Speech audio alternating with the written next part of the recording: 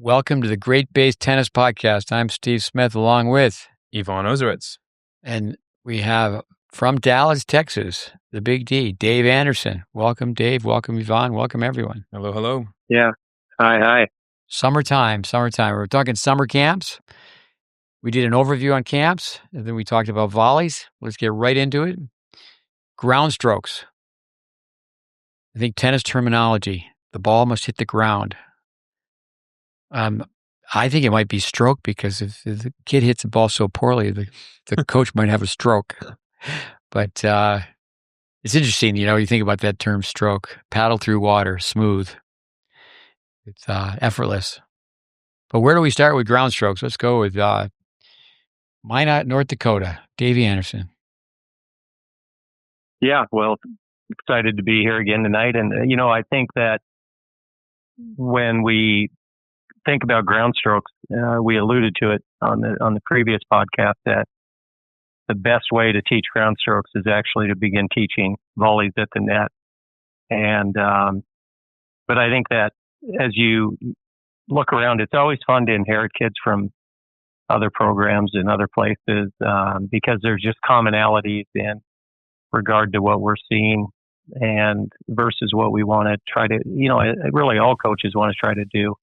That is have short, compact, circular swings, and that really are capable of creating good top and also being able to drive the ball on a little bit flatter ball line when necessary. And that I just believe that if we had the ability to take a survey and look at where tennis lessons begin typically around the country, at so many different levels, it's just common to, I think, have the coach or coaches start that lesson on the forehand ground stroke. And, but I think that the gateway is through the volley. And, that movement sets up a nice unit turn that allows for a compact swing. Pet peeve of Vic Braden's, he never wanted a teacher to say in the next class. You want to just teach from bell to bell. I've always had a problem with the college professors. The week of reviews, that's when they have the tests. Everyone's really excited, but that's because the professor wants another week of vacation. Braden, another pet peeve was just forehands across the baseline. Actually, if you're going to hit forehands across the baseline, you should go the opposite way, so you're getting away from the ball. I think another thing with lessons, if you take a stopwatch to say like a 1 hour session, because people start with a forehand, just they're not being very creative, is so much time is spent on the forehand. Certainly, that's their dominant side. They can play the ball a little bit later. Kids just rally balls down the middle. That's another survey to take, is easily just rallying. They will sidestep backhands and hit forehands. One thing with Agassi, let's ask young Yvonne, why do you think Agassi had such great ground strokes? You probably know. From what I've been told, yes. His dad bought a ball machine. First, he bought a house with a court in the back, bought a ball machine, souped it up as fast as it went, and just shot 1,000 balls a day at Agassi. And he, out of survival, had created himself the technique to have short, compact swings to get the ball back to where it went over the net. 2,500 balls. 2,500. And when he bought the house, he was working in Chicago. We went to Las Vegas. The realtor said, "Mike, let's walk up to the sidewalk." And he said, "I want to see the backyard first." Man on a mission. He never saw the inside of the house. He said, "I'll take it." And he marked it off with his feet, just okay, how long, how wide it has to be. But I think out of survival, and out of fatigue, he had to counter force with force. The ball came in really fast. That's one thing about, I think parents are always saying, well, who's in the group? My child needs to play with better players. One thing about playing with better players, when the ball comes deeper, faster, the frequency, a higher level of consistency, people start to have short, compact swings. But what Dave, you were saying is keeping the racket at up high. Years ago, the argument was, okay, should you change grips on volleys? Should you take the racket high or low? Now it doesn't seem like there's anything but conversations on the forehand. Go ahead, Dave. Yeah, I mean, I was literally talking about this to someone just in the past few days, how when we began the academy here, almost 32 years ago in October, we looked like aliens because we were having people turn and the racket was up and making a loop swing. And across the city, it just wasn't being taught that way, even though some kids did find that. I remember being a young boy and having read an article in Tennis Magazine, and actually it was interestingly by Vic Braden talking about the loop swing. And I remember going to my coach, my program that I was at, and I said, "What about this?" And the answer was, "It takes too long." And so fortunately, I was not a great student, and you remember, Steve, I had reset loops when you met me. It went down and up, and but I think that the loop swing is, I think, accepted, but the unit turn on the forehand over the past 10 years has really taken on some creative positions from excess moves that people are making, with the wrist, with the hand, with the racket head, and just making it more complicated. And I think that's all that we're trying to do is make it simple, which makes it easier to repeat. We're not saying that ball can't be hit a certain way. It's just that we want to try to get people to have the best chance to be able to repeat an efficient path. And I don't see why that is such a big argument for so many people, but it sure seems to be. Yeah, the term loop. There's a loop around the city. People drink too many beers and they get looped. With a modified loop, a large loop, you just think of tennis talk. We take the racket head above the contact point. The ready position is high. The ready position just on the forehand side, you turn, it's the forehand volley. From there, it's in relationship of stroke, so the racket's already up high. Having the racket free fall, having the swing be two parts. When players do play at a real high level, sometimes it looks like it's even half volley. The swing appears, and it can be continuous, but just to get set with the racket up high. The grip swing body. Let's talk a little bit about, summer camp. What's going to happen when kids show up? They're going to have those Bud Collins, the late Bud Collins. They're going to have the Hawaiian grip. It's going to be sometimes beyond Western, because when they let the ball bounce up high, when a young kid, every ball bounces up high. And really interesting when people go to camp, we talked about that in the introduction, is the overall, because it's an experience, but an education. I think it's so important kids come to camp. We talked about slogans, Welby Van Horn, learn tennis you'll never forget, is when they leave, do they have a clear understanding of how to hit a forehand and, more importantly, how to practice their forehand? Go ahead, guys. Ground strokes. Well, I would say just basics, connecting different sports, like I mentioned last podcast on camps as well, where other sports have a connection to basics, and tennis teaching just doesn't, for whatever reason that may be. And some of those reasons were mentioned also on the last podcast. But I like to remember the late Kobe Bryant and reporters asking him, "How'd you get so good?" And his answer was basically basics, repeat. And with tennis teaching, it's just, they look at what the pros are doing right now, and it's like, okay, they have a inverted racket face, racket goes far behind their back, and they just go with what they see. It's like, no, this is what I think. Well, how about teach what you know? How much do you actually know? And knowledge is based off of facts, of science, and it's not just of feel and okay, what's your opinion on certain type of game style. So if you take Sinner, for example, when he was a young player, he took his racket up high on his backhand. Now he takes it low. So if you're a coach trying to teach a backhand, which one are you going to teach? The way that he grew up playing and became a champion with the racket head up high, or now that he switched to being it down low?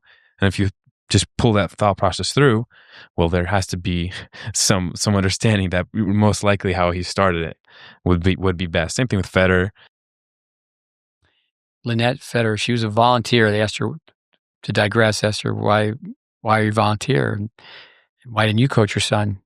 She said, because I'm not knowledgeable. So his lessons were 1 hour long, stood in one place, on balance, with long follow-throughs. Yeah, I think the history, I mean, Kavoski, Adolf Kavoski, I believe they call him Seppi. You think he would be interviewed? Like, what were you teaching Roger Federer when he was 8? With forehands, high, low, high, and inside out. You know, I ask people, what's the direction of the racket path? You know, the shape of the swing has to match the shape of the court. But Dave, why don't you comment on inside out?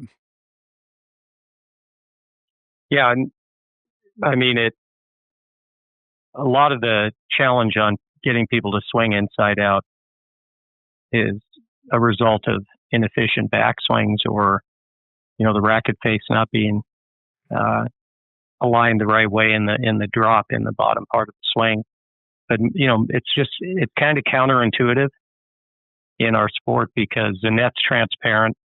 You know, it doesn't make a lot of sense to a human being that's trying to hit a ball to, you know, have the racket face push downward towards the ground and then swing upward, you know, aggressively away from your body to be able to get the ball over the net. And so we're fighting a lot of different things, even if somebody has had no instruction and all the, you know, let alone poor instruction. And, but, you know, when the power equals the radius squared, and the further you can get out from the body, you're just going to be able to hit the ball bigger without, you know, recruiting all the muscle necessary. And it's like swinging a baseball bat. You never wanted to catch a pitch on the inside on the you know, low part of the bat. You wanted to be out of way. And I think that it's critical that people do it. That's why, like you said earlier, when you were talking about forehands and backhands, it's great when people go out and practice cross courts from the opposite end. You know, if they're righties, going backhands from the deuce court and just really getting the swing tracking inside out away from their body. And it allows people to hit true top, and it is really hard to hit true top on both sides. And I mean, there are a lot of people playing in NCAAs that can't hit true top off both sides. Yeah, when you think of it, just reverse cross courts. A lot of times today, people aren't going out and just rallying. Let's just hit half-hour cross courts. Back in the day, people would just take a 1 hour private lesson a week if they were lucky. And the rest of the time was hitting the backboard, calling friends up. People just weren't putting the time in and isolating the skill. So, okay, I'm just working on cross-court forehands. The terminology inside out, the swing from close to away, for me, I think for everybody in tennis now, inside out means to run around your backhand and hit a forehand. Jim Courier, I don't know if he still is operating the company. He named Inside Out, like Inside Out Entertainment, with getting further away from the ball. It's natural to get too close to the ball because the racket's about the same length as one's arm. One of the best ways to film, if not the best way, is the cherry picker where you look straight up and you see the red light. You already mentioned it. Power is really the radius squared. You're the center of the circle. The radius half the diameter. How far can you get away from the ball? And most people are too close to the ball. You know, footwork is key. But, you know, coming back to the grip, you know, you could just tell in the ready position what grip people are hanging on to. I think another point with ground strokes is consistency. You know, just hitting the ball deep is good enough. I mean, just it's amazing where, you know, the Bradenism, just keep hitting the same boring shot. What are you trying to do with your ground strokes? You know, we always tell people your goal in the rally is wait for your opponent to miss, hit short, or change the direction of the ball. And Chris Clore, I like how he tells people, you're just trying to launch a missile and just not trying to build a point where you're playing all over the court. Circular swing, circular spin. We tell people 5 times. Where you have, say, on the forehand side, backhand side, it's the same. Return a serve, ground stroke, approach shot, passing shot, swing volley. 5 times. To impart circular swing, you need a circular swing. Braden, if the racket goes back 4 feet, it's got to come forward another 4 feet. That's 8 feet of length. This is centrifugal force.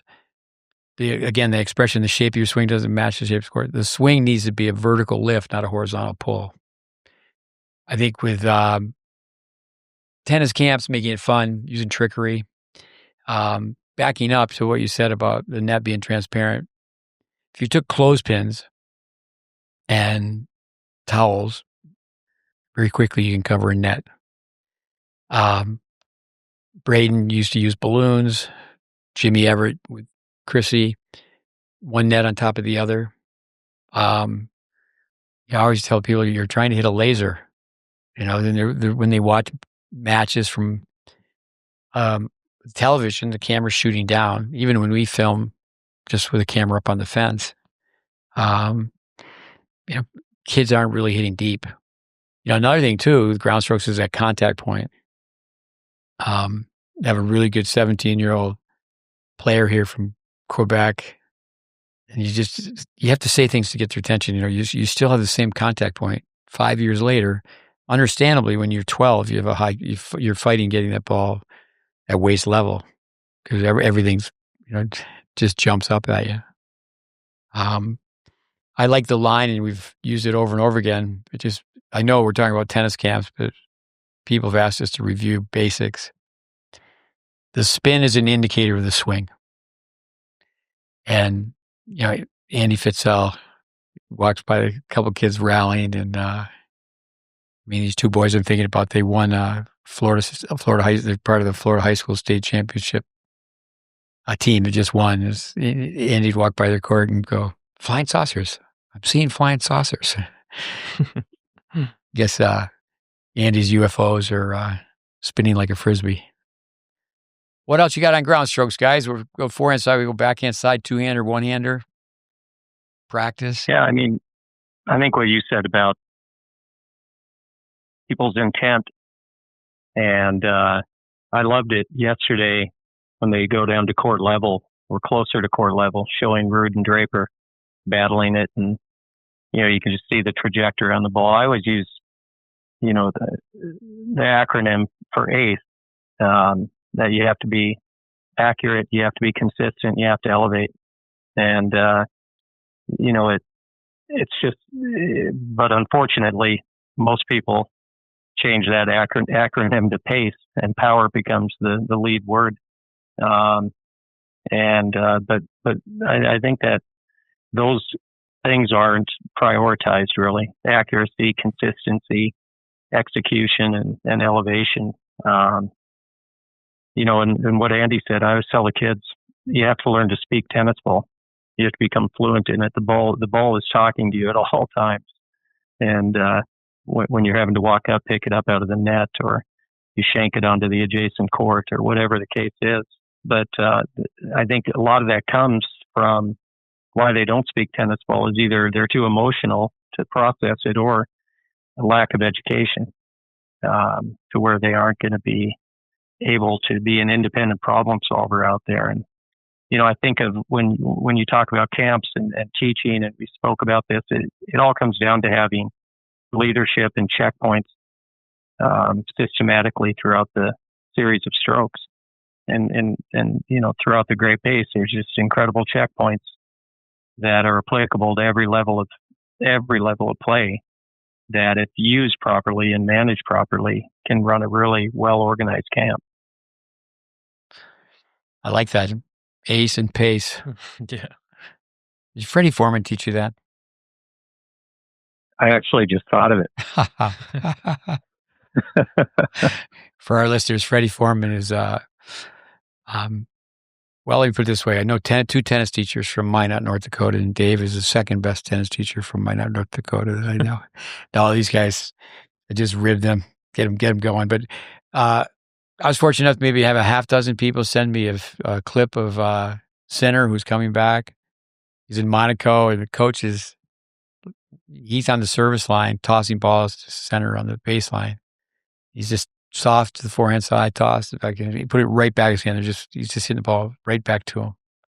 And we always say that's a skill. Of course, at camps, first of all, today with technology, can a kid catch? Can they throw? Can they become that human ball machine? But you put in group dynamics too. I mean, you do so much on a tennis court. You put one player up at the net, one player back at the baseline. It's very easy to have 6 on one side and 6 on the other side. That's 12 kids. And just toss on 2 bounces and hit the ball right back where they can catch it. And that's a skill. It requires all sorts of little stabs. And, what Yvonne just said about basics. I mean, you look at an NFL football game and the quarterbacks are on the sideline and they're just warming up. They might be throwing the ball 10, 15 yards, but they're doing it just slow motion. But it's still the full motion. We have kids play all sorts of mini tennis, and you should be able to have, full swings, but you just hit the ball softly. So ground strokes, change is not easy. So I think with camps, a Vandermeer test. Okay, we're going to feed you 10 forehands. How many can you go? Can you hit cross court or down the line, hitting the far quadrant, breaking the court into 4 parts, and give them a score? 10. Okay, you got a 30% on your forehand. And at the end of the camp, we're going to test again. And it's even better if you could film that, even if you can only film one angle. We put people on the court with 3 kids, 1 tosser, 1 filmer, 1 hitter. Great rainy day situation. Say, okay, then, now they can just go and critique your forehand and backhand. Could be the serve. But I think most tennis camps is more of an activity. Let's have some fun. Only business is a repeat business. And mom and dad are blindly writing checks. But, if someone's at a camp for a week, again, day one, you have to film them. Then we always say written file and video file. I tell people the reason I film is that no one's going to come back and go, you didn't help my game. You ruined my game. And then the Bradenism is, what game, kid? He wouldn't, Vic was too nice. I always tell a story where Jeff Lewis put it together where Vic and I were doing clinics together. And then Vic saw the process where we film people, make a take-home video, and we just deliver the message strong. It's like, like they say in basketball, kids in a rowboat using the middle Atlantic Ocean, and that kid couldn't put the ball in the ocean. That kid couldn't hit the side of a barn. But it has to be anything that can be measured can be improved. Another Bradenism, people think their forehand is great because they're comparing it to their backhand. Welby Van Horn, one of the worst things you can do is hit a lucky shot, because what you do is you search for that lucky shot the rest of your life. Reducing the size of the court, having a kid try to, one of the best ways to humble players. I've gone places to train coaches and players at an academy, and it's okay, we're going to see, we'll rally in the alley. How many balls can you rally? You 2 rally in the alley. Right away, you got them. Years ago, and the grass would be so bad at, say, the U.S. Open, players would rally in the alley. And, it's like, okay, hit a forehand, hit a backhand. If players can rally in the alley, it's pretty high level. So you can slow it down, build it up. You don't want to discourage anyone. I think another thing in a tennis camp too is have people fill out a goal sheet. And granted, hey, I'm here to have fun. I'm here to learn to play tennis. But do you aspire to play team tennis, high school tennis, college tennis? or certainly even beyond. Maybe every kid puts down, I want to play beyond. I want to win Wimbledon. How many balls a person can rally to? That's where it is a bonus for a tennis teacher to have very good racket skills, where they can go out and rally with people. Let's go through the common flaws on the forehand, then we'll go to the backhand. Go ahead, Dave. I mean, I think it kind of trends a little bit with what's going on the television and the way people perceive things, but organizing right from the get-go in the back of the court, if they have the grip under, not really being in a neutral position between their forehand and backhand grip. They're already in a little bit of trouble with excess moves from there. How when we see a Coco Gauff waiting in the ready position to return on serve. But I think among by far the most common is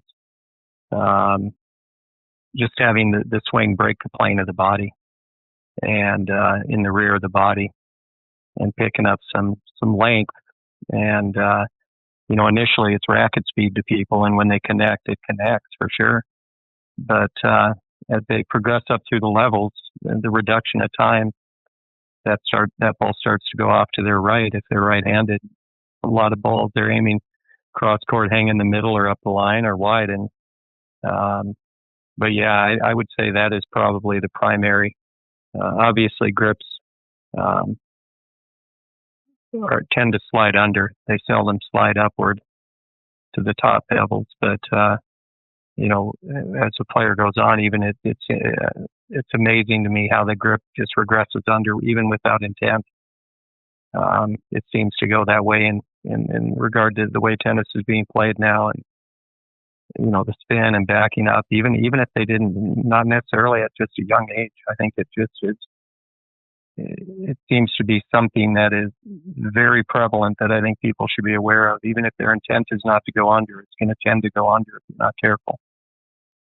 Yeah, to be creative. Say, for example, players on the third panel, base knuckle and of their index finger and their heel pad, those two reference points, the grip's on 3.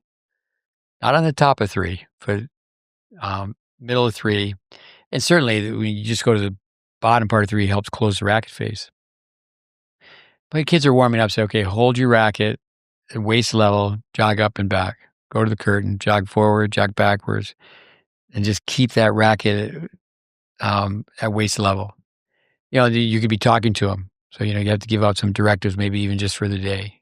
Hey, this is what we're going to do. But right now you're jogging forwards and backwards. Just keep that racket at the contact point. Because, again, film, anything that can be measured can be improved. And it's just amazing. Kids don't know if they're hitting the ball up high. I remember a Lair drill, Jim Lair, was say where you contact the ball. Is it low, medium, or high? And it's right away, it's high, it's high, it's high. I was doing this today as I was standing where their balls were landing on the side of the court. And they're just getting to the service line, but you got 18 feet further back to go. I think with camps, you can give kids choices. That's very clever on Vandermeer's part. Okay, match play and simulated drills, or stroke production. It's like if a basketball coach, skill development or scrimmage. For the most part, they're going to choose the wrong thing. But kids regulate kids, and then you say, well, okay, we'll tease you, we'll let you go play, but we're going to send you back to the technical. Just have like Sandlot Sports. You miss 3 times wide, you're going back to the technical courts. The industry norms for a camp, I think what happens is whatever the teaching ratio may be, say it's 6-1, it's going to be 1 ball feeder, 1 basket, 1 court. And you don't really have to do it that way. If you have kids that they know how to do cone drills, fence drills, partner toss drills, and how you can have people hit from this baseline towards the fence on both sides. You can really break the tennis court down into a number of different stations. It's 7,200 square feet. So I do think with camps, it's just unfortunate if you look from camp to camp, and that's what it is. I mean, having a form tournament, peer teaching is very powerful with the checkpoints. But okay, you can have a target tournament just on the forehand volley, and you just everybody in line, and boom, boom, boom. Once you miss, you're out. And, the expression, they drop like flies. And we give kids a hard time. Say, okay, that service box is big as a living room. Put a couch, couple corner chairs, coffee table, and Bradenism. They can't hit the target. Hitting targets with a score. With the rally count, I mentioned that. I think older players hitting with the younger players. We're not teaching perfection, but we're teaching consistency. I do think that someone I know you played softball with. What's the Aussie's name? Brain Game? O'Shaughnessy? O'Shaughnessy, yeah. Is it Craig or Greg? Yeah. Craig. Yeah. Craig. So, the first 4 shots, if you're talking pro tennis, but we're at the bottom of the mountain. We're not teaching pros at this point. And, if your average is 3, you get 1 more ball back, you've improved 33%. But I think we've had a lot of fun with that. Of course, you just have to work out the dynamics. And if you have, in the summertime, what you do, you have quite a few hours. And okay, we're going to do this for 15 minutes, and we're going to rotate the older players and see how many balls they can keep and play with the younger players. I think most players are hanging on the racket too tight. They're trying to do too much with the ball. They're trying to play outside themselves. And it just becomes, blasting balls. Let's talk a little about procedure. They're going to teach the ground stroke at a camp. Let's go with Yvonne. What do you got for us, Yvonne? Procedure. Well, with any stroke, you got to go grip, swing, body. So if you're going to go with the ground stroke, like we mentioned in the beginning, starting with the volley to get that unit turn, to get interrelationship of strokes and spins, you get the players understanding that the racket face needs to be aligned to the target. When the ball hits the strings, the ball's going to go where the strings are facing. You got to make them understand where the hitting zone is, area through space of which the strings are aligned to the target. Just general information, general knowledge about how the ball spins, where it goes, why, and then you teach the grips. Okay, this is an optimal grip to hit a forehand on the right side of your body for righties near your waist level, and then you go into the swing.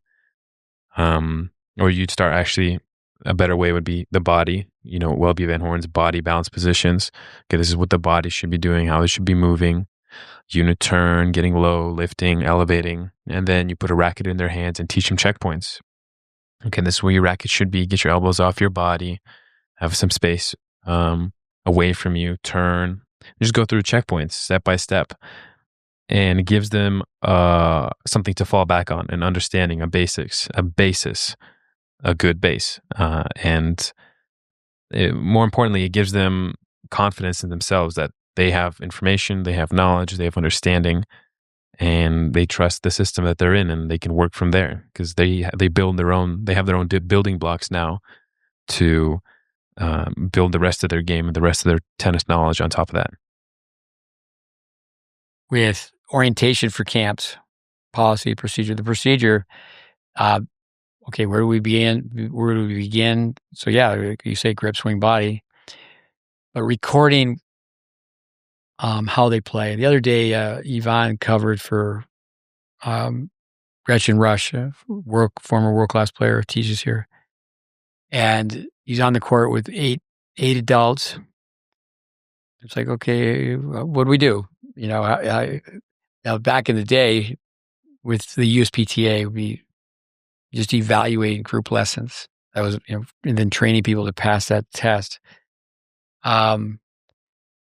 Oscar Wagner, my name being so common, Stephen Smith, that someone said to me, yeah, Oscar's Oscar told me he's never met you before. I said, Oscar's met me before. Back in the day at the tennis club of Fort Lauderdale, I remember being in my van listening to audio tapes. My van was wired to play tennis tapes, cassettes. And he wrote a book that Bud Collins mentioned earlier, endorsed. Tennis in 2.5 hours. Well, the line was, well, it takes you 2.5 hours to read the book. So, but he's an artist. I remember one time he spent the afternoon with my oldest son's high school tennis team. So I said, I'll Joe Curtis, exchanged text messages with me the other day. I said, yeah, I'm there. I'll come to that.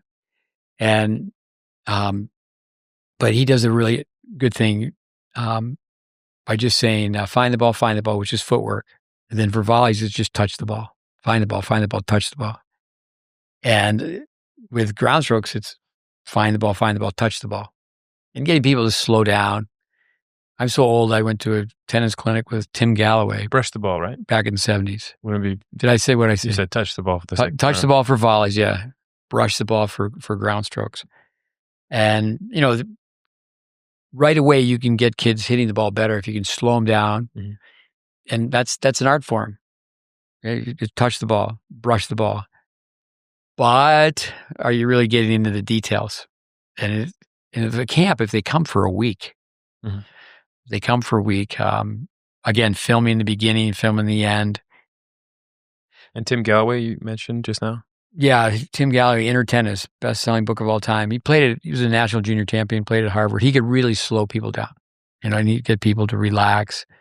But it's almost like anything goes if you don't say, okay, let's evaluate, let's use film. Let's use targets. Let's use a score sheet. Instead, okay, let's just hit. Continuity, I think that's something to talk to with procedure from court to court. I've done this. I've lost $400 in my illustrious 51-year career. Is put balls on the other side, put a basket on the other side, and tell people get them to go with lobs or drop hitting lobs. They're not too enthusiastic about drop hitting lobs, but if they get the ball to stay in the basket, if you just do it with dollar bill, it picks up the interest quite a bit. But you say, okay, $100, but then you say it has to go in the basket and stay in the basket. And next thing you know, is a little 9-year-old girl has put the ball in the basket. But yeah, getting them to practice. But they don't. I think what you said. I think tennis coaches don't have that luxury where in other sports, the ball has to go in the basket. When you're shooting a basket, I'm right up there to be one of the worst basketball players in the world. But so does my ball? Is it an air ball? Do I hit rim? Do I hit board? Hopefully I'm not like 15 feet from the board, but that's tennis. I mean, there's not a target. With orientation, training the coaches, having people come out on a Sunday. If the camp starts on a Monday, well, everybody shows up on Monday and it's like, oh boy, they all come through the door at the same time. But if you could take the entire, and it doesn't have to be elaborate, but to have the people, okay, the camp starts on, your first day will be Monday, but if you could come on Saturday or Sunday, we'll get you filmed. We need to get you filmed. We need to have you, and guaranteed if you do it the right way, there'll be more retention. In other words, students will come back. But I think also too is measuring improvement. Improvement takes place in stages. But it can happen in a week. Then what happens is that, you get the kids to play so much better. I mean, they're demonstrating, what do we always say? The operation was a success, but the patient died. They come here for a week. They really improve. Of course, we have these immersion days. And we also have, it's a prerequisite. It's mandatory. Unless you're a complete beginner, you have to be filmed or we're not teaching you. Do we do that with adults? No, but you can run a program, gets away from talking about summer camps, but in a way it doesn't, because you should be able to have, adults should be able to come out and train like a junior. I mean, at your place, Dave, I mean, you can tell all sorts of stories where the adults want to train like a junior, right? Yeah, it happens all the time. Happened this morning. We have a few regulars that come out, men and women, and we're actually running a big adult camp next weekend, a weekend camp, Friday, Saturday, in 3 different shifts. And it'll be, run just like a segment of the academy.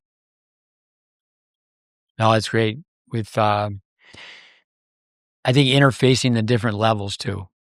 Granted, when there's going to be match play, there has to be compatibility. But when you're just working on strokes, and that's how you really create a culture. Tom Stowe taught Don Budge and Dennis Vandermeer. Great player, great teacher. Vandermeer used to always say that, at Tom Stowe's place, members would be going out with a basket of balls. You toss me 10, I'll toss you 10. I think missionary zeal for how to practice. You just have to know your level. If you don't know your level, it's like if you don't know where point A is, you're lost. You don't know where point B is going to be. It's not a matter of making anybody feel bad, but I think there's too much marketing where, don't use the term beginner.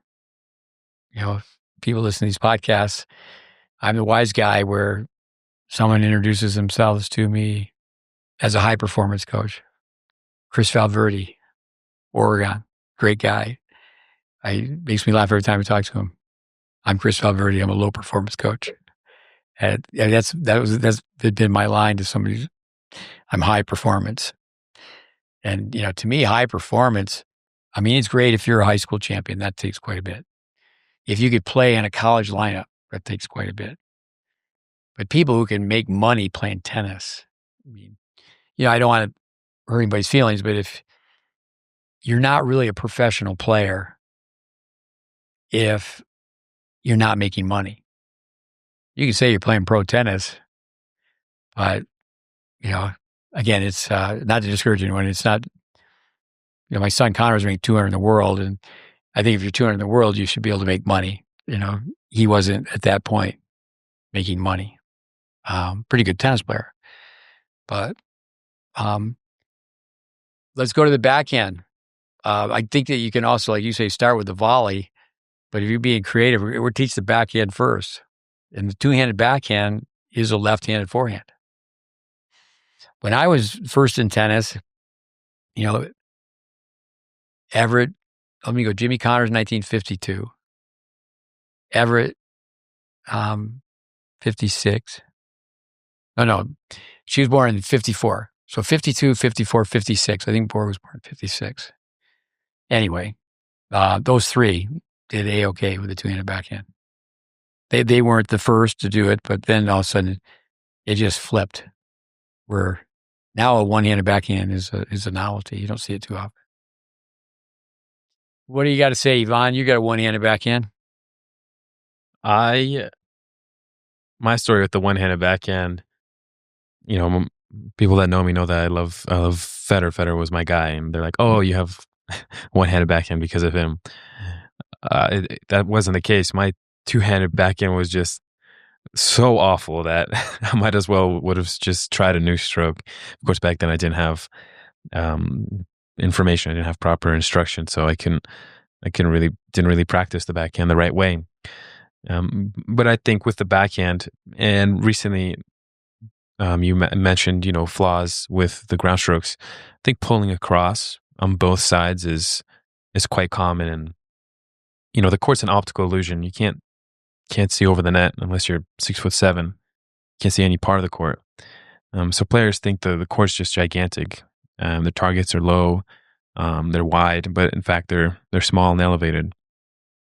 And players tend to not understand. Again, it's an illusion. They think they have so much court to hit into, but at the baseline you have less than 20 degrees.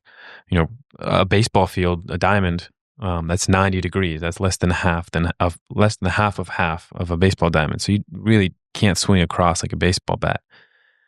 You have to have circular swings for circular spins. You got to get that racket going out to the target. And unfortunately, if you just don't know just that simple fact, you'll very quickly run into, well, okay, I'm just going to pull across the ball, and then the ball starts flying sideways. You won't get sufficient topspin, and you'll just cap out very, very quickly. With two-handed backhands. So I grew up playing ice hockey. All hockey players, top hand is continental, very close to a backhand grip. The bottom hand is an Eastern, with the way the hockey stick is shaped. Players put their stick on the ice for the face-off. Hockey players hang on the racket the same way. So the grip, it's like it's universal. Oh, some high, some low, someone's squeezing the stick too tight, that type of thing.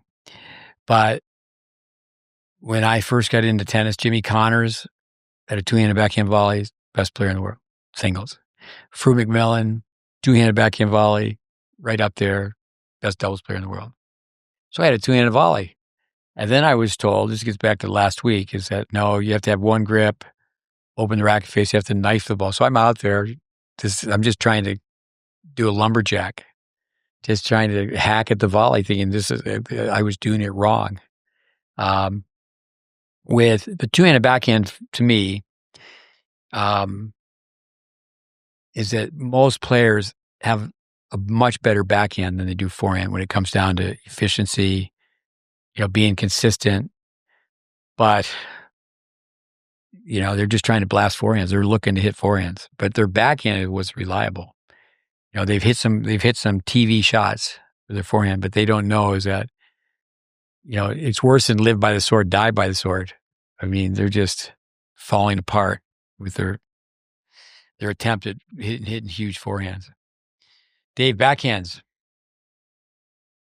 Yeah, I think undoubtedly that becomes a person's best friend that's more reliable. I think some of the things we run into as coaches that we have to guard against, it seems like there's commonalities with the non-dominant hand being too extreme on what would be edging towards the semi-Western or beyond. The dominant hand tends to be weak in the grip. All of those things combined, there's a little bit of a tendency for most people to collapse the wrist early, collapse the racket head below the wrist early. The racket isn't really falling from the hands and the butt of the racket, but the hands stay high and the racket head collapses right away from the high position. And then people tend, I think, to play right around impact a lot from the elbows down versus playing from the shoulder. Those are some of the flaws. I think the best backhands inevitably have a version of what we try to get people to do, and that is when they coil their body for a backhand, when they make their uniturn, to get the right hand, or if they're right-handed, their dominant hand close to the right side of the top bevel. As they're doing that, they're trying to have their dominant arm extend, and then they're just trying to coil the body. And when those three things are in harmony, people tend to have a very, very good set on their backhand. And it just seems like it's very difficult to get people to do all three of them in harmony. Even inside of our system, I notice with so many of the kids not doing them in harmony, even though they're doing them. And then the backhand uniturn gets set way too far on the outside of the body. And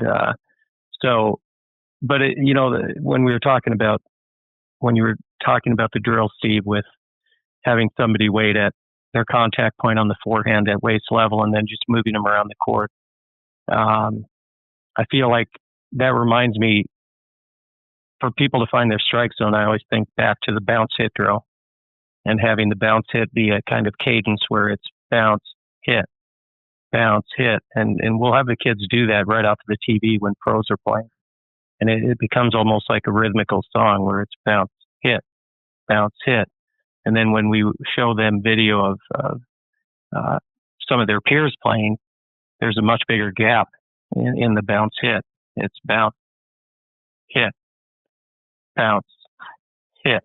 And on the backhand side, even at the lower levels, when I say lower levels in junior tennis and such, it seems like the backhand, because there's less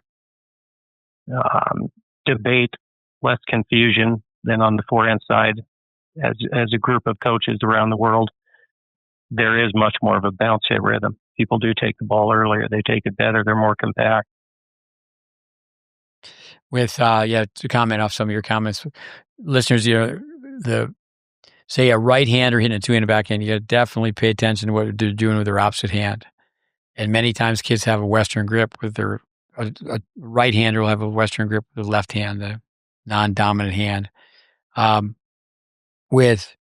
like how you mentioned, it's so true that tennis players will, on the backhand side, drop the racket below the wrist. And when you do that, you actually get further away from the ball and you're getting the racket low. The problem with that is you're saying, okay, I want to just be a baseliner, or just going to be a counterattacker.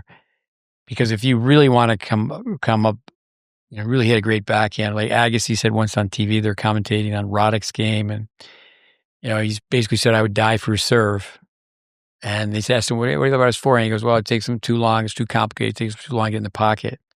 And then he also said all great backhands have the racket head above the wrist. So they asked about Roddick's backhand, and Agassi said, well, the horse has been out of the barn a long time. I know in listening to podcasts, Andy Roddick, and I found this out afterwards, but Jimmy Connors, when he coached Andy, he went to his mom, go, what do you think I should tell this guy? And whether he got this from his mom or not, but that his left arm was locked. He needed to have that left arm be soft. On the forehand side, I mean, you want to keep your arm bent. It does lengthen out as you go out to hit a forehand, but you're not lengthening it out.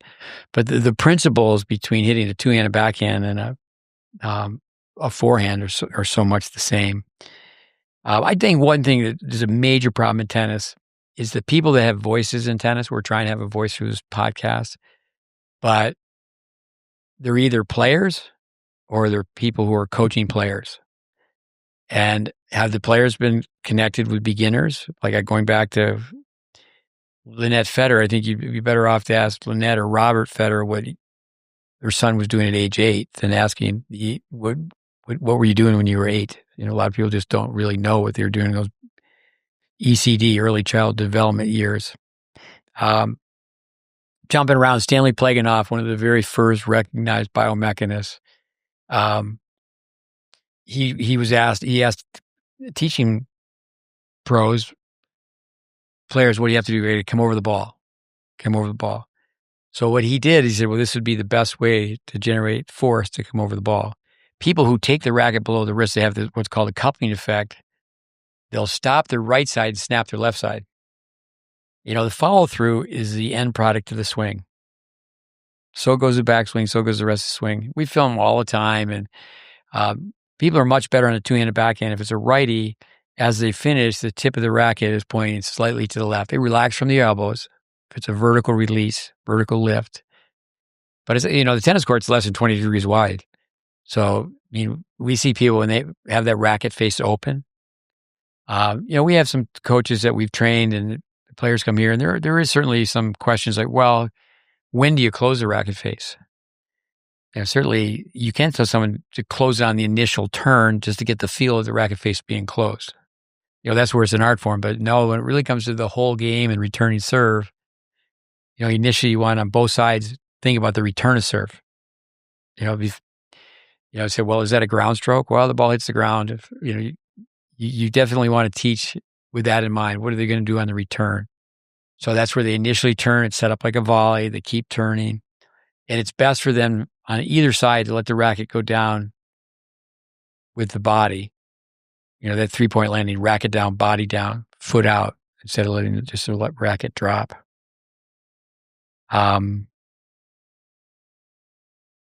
Dave, what are your thoughts? Two-hander, one-hander?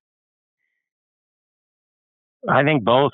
Give people the experience of doing both, and you never know what's inside of somebody. And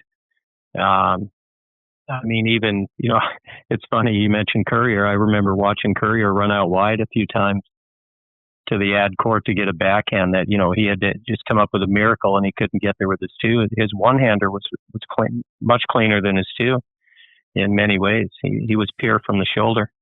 But I think that, Coach Andreas has been hitting a lot of one-handers and he, for about the last month, just, working on one-handed topspin, and it's really helped his body relax more. I think it's helped him set on the inside of his swing better, for his two-hander. I think it's really progressed his two-hander. So I think I think it makes it fun to learn to hit both.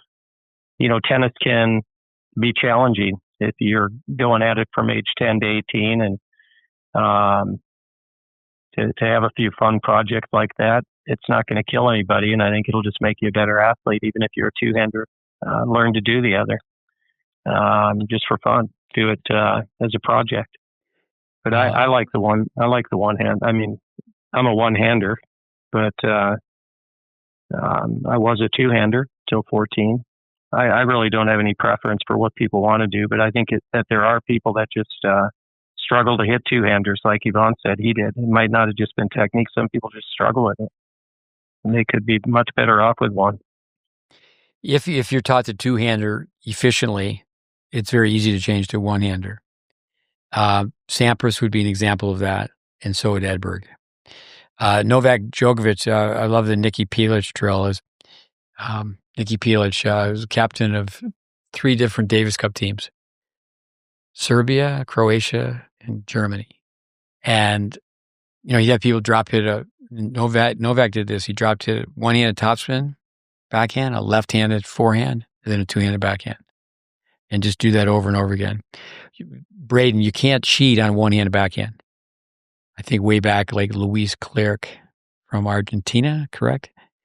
He would drop the racket below the wrist, and it was amazing how well he could hit a one-handed backhand. So the human being, the brain, make the calculations. You can hit the ball any way you want. I don't think he could, as Vic Braden would say, well, if you want to shoot it out of your armpit, you can do that. But I think teaching the lob first, say just an underspin lob. Okay, we're going to teach the underspin lob, just finish up high. Then all they really have to do is close the racket face and have the same upward swing. Just change the racket face. But people go so long before they say, well, let's teach you how to hit just a simple underspin lob, and they can have success doing that as well. I like what you said, that make it a project, but it's whatever you make your mind up. You can't be wishy-washy. If you want to be a one-hander, you can't just give it. I've had some people say, well, you could consider being a one-handed player. It's not so nice to say, because your mobility, you're not going to be a rabbit. You're not going to be that fast corner to corner. And go forward. And the one-handed backhand is more versatile as far as, I remember Wielander in 82, he won the French, but by 88, he won 3 out of the 4, and he had really added to his game. And one thing he added was being able to play one-handed, play a one-handed approach shot, come in more. That's a great tool. I mean, I do think that, all two-handed players should be, we drop hit balls all the time. Okay, it could be the first 5 minutes. I like the Bryan brother practice warm-up where you run on the court, try to hit 500 balls fast as you can. And it's just touch drills really from the service line. And then the Jim Verdict drill, that's all in our course, Tennis Intelligence Applied. But, the backhand, you got to be able to hit the underspin as well. The body balance is the same. We'll share that with everybody here in a few days. This course we're making, our instructional tape for the ITA, Intercollegiate Tennis Association, and it's just a supplement if people want to look at it for ideas and add to their program.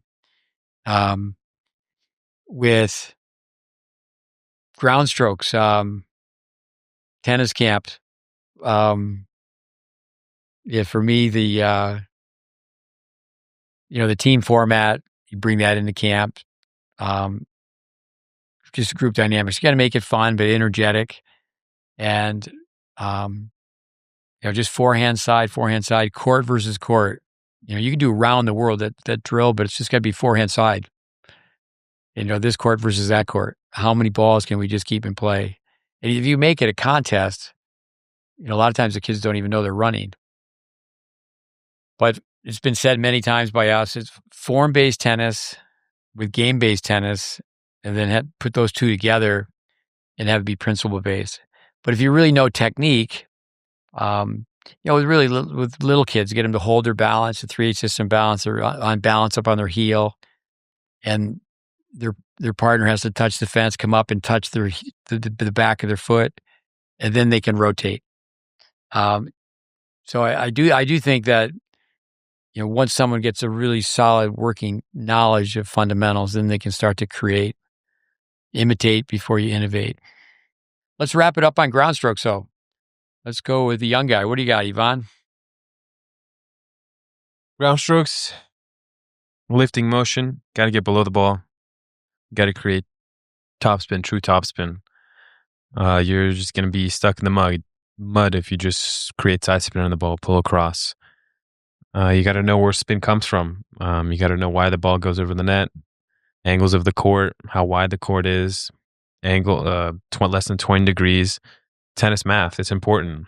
You can really understand the game better, and from that technique and tactics are really one and the same. You can understand tactics better.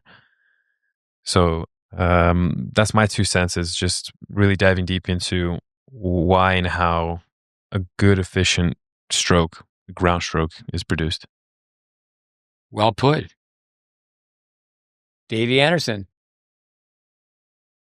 Yeah, I think, the point of origin, had some great coaches here that have gone on, and they were, not that far along in their careers when they got here, and but all at some point it seems like they all said, so you're telling me I just needed to get a more organized ready position, and then just run and turn and run.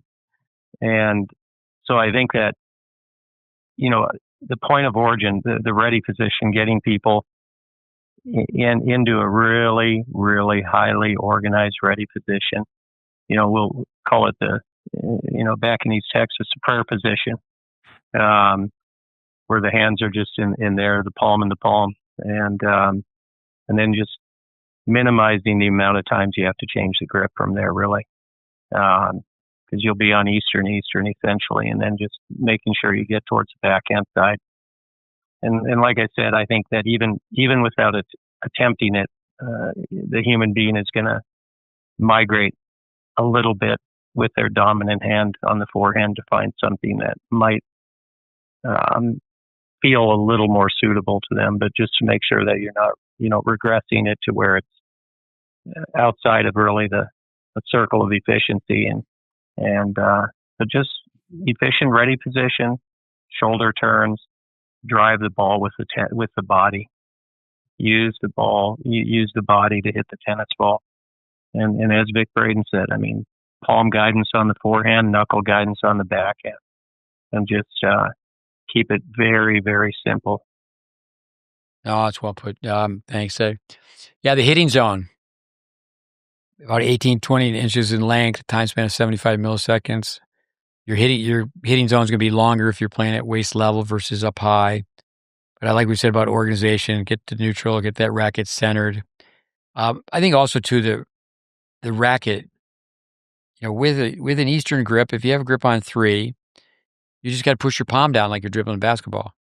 If you go with your grip on 4, it's already down. But on that initial turn, keep the grip on 3 so you have options. So you're interrelating the ready position to the return to serve, the volley, then the ground stroke.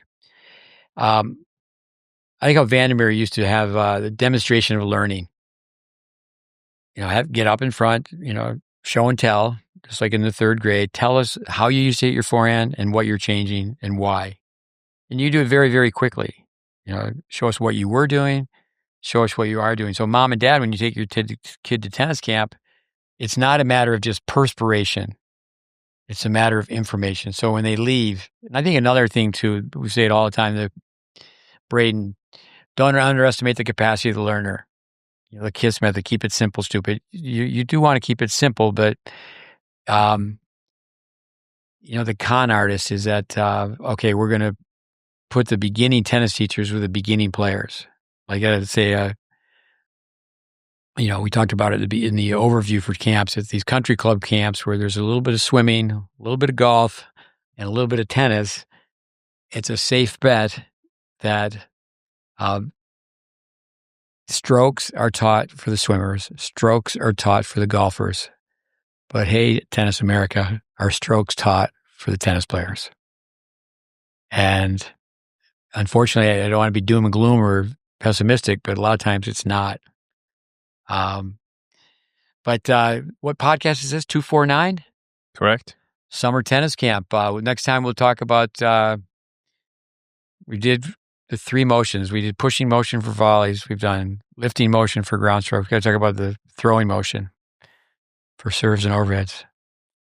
But Yvonne, Dave, thank you very much. Listeners, Thank you. Adios, amigos. All right. Have a good one. All right. Thank you. Yeah. Adios. Okay, bye.